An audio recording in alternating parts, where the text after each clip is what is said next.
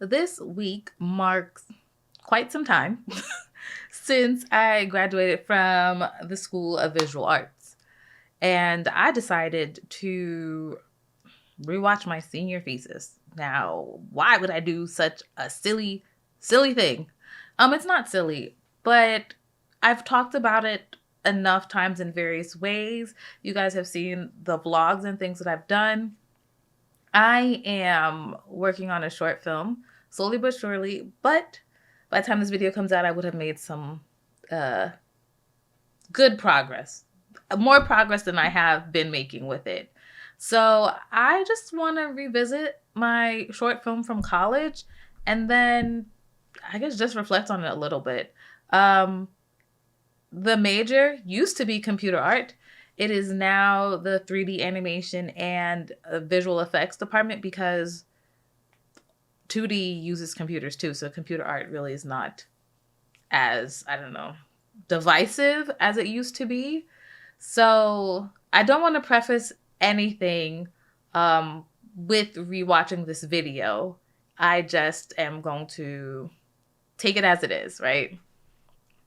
Here we go.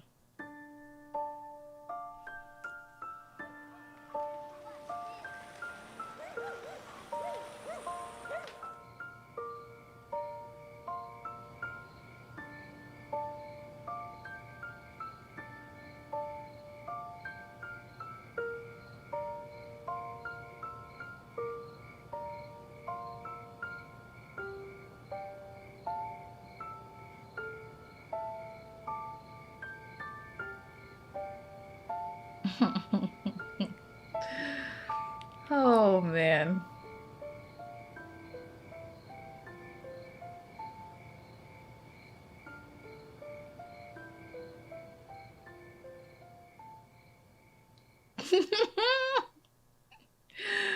Oh my gosh.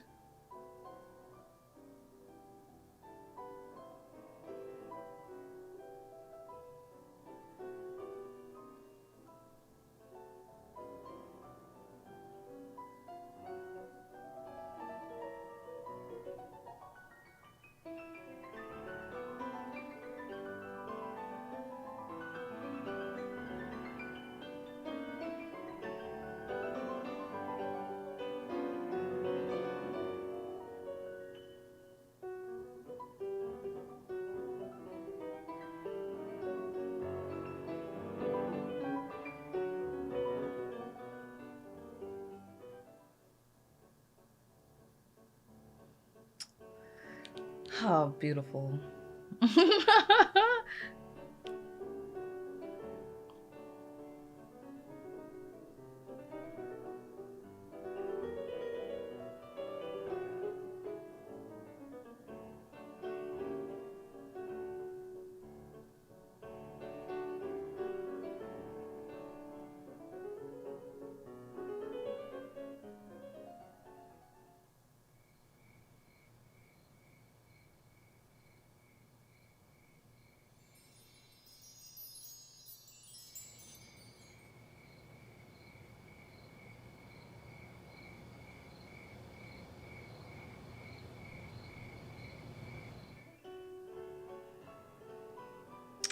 Wow. That got me a little choked up.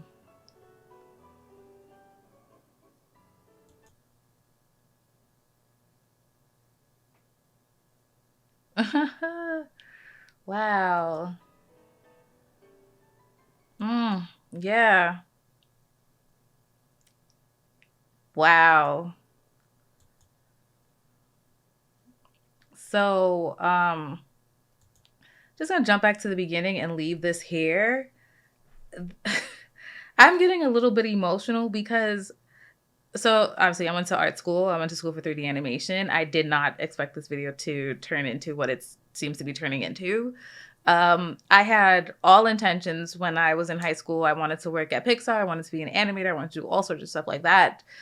They were constantly coming to our schools, well, our school, to talk to us, and they were basically saying like, oh, well, if you want to be an animator, you might as well go overseas because animation's outsourced. And so I was like, so why are we in this school? Why are we in these programs? Why are you guys turning out so many animation major, like students, studying animation if you guys are outsourcing it so much, right? And with doing my thesis project, I got into motion capture to be able to have these flowers dancing. And I thought, and I've told the story in other ways, but I'm going to say it because it relates to this.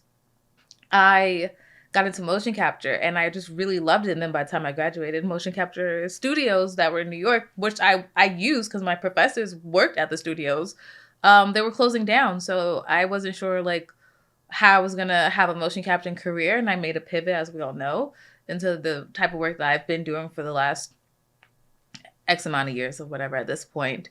But making this film was so emotionally like a lot. It took so much out of me. When you think about it, as you saw at the end, it was in memory of my father. My father passed away in my sophomore year of college. We went into thesis production my junior year, and I was still grieving my father, and I didn't take time off as I was making this film. And that's why I got a little bit emotional now, because making this film was so hard. I think that happens to animation students all the time. Like, we have just big, grand ideas. And then as we move forward with the execution, we're like, oh my gosh, like, what have I gotten myself into? At that time, there was barely any other students doing motion capture. Like, I was figuring, even though I had my classmates, right? And I had friends that were able to help me out with other parts of making this short film. It was absolutely one of the hardest things I've ever done in my life. And now I'm embarking on this short film, which is like stop motion fusion, which I'm still trying to figure out if I'm going, how much of it would be like traditional stop motion versus CG stop motion. I'm not sure. I just taking this year to really nail down my development work. So my character designs, my set designs, like tinkering, a lot of exploration and experimentation before I go into production, because I don't know where I'm going to be location wise by the end of the year. But, this film was like my baby. This film represents so much of like youth for me, what my goals and aspirations and dreams were.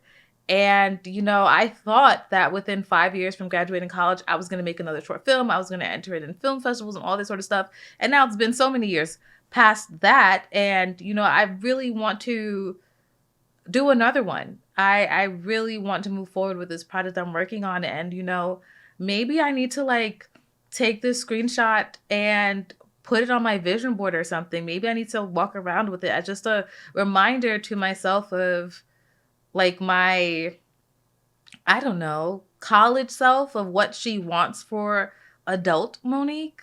I'm just really, really, I almost started over again, but I am, even though this is like cringy for me, I'm still very proud that with grief, with any other adversities I was facing at the time, that I was still able to create something, that there's a story there. It's a final thing. It's proof of my education, I guess. What I've learned is proof of what I have done, so I know I can do it again, and I know even more now than I did then. So I'm probably setting the bar really, really high once more. But I am so proud of this, and I thought I was going to be more embarrassed sharing it, but I'm not. So, if you saw, my name's Monique. I'm the host of SimplyRobotix, the podcast. I'm also the founder of SimplyRobotix. You can follow me on all social media platforms. And thanks for taking a trip down memory lane with me. If you want me to go into a bit more of like making this short film back in college, I can go into it. I do have the videos from the motion capture stage. I do have some of my character designs and stuff like that. I am completely open to, maybe I'll make it a live stream or something. It doesn't matter. Whatever you guys want in regards to this production, I'm open to doing it. Thanks again. See ya.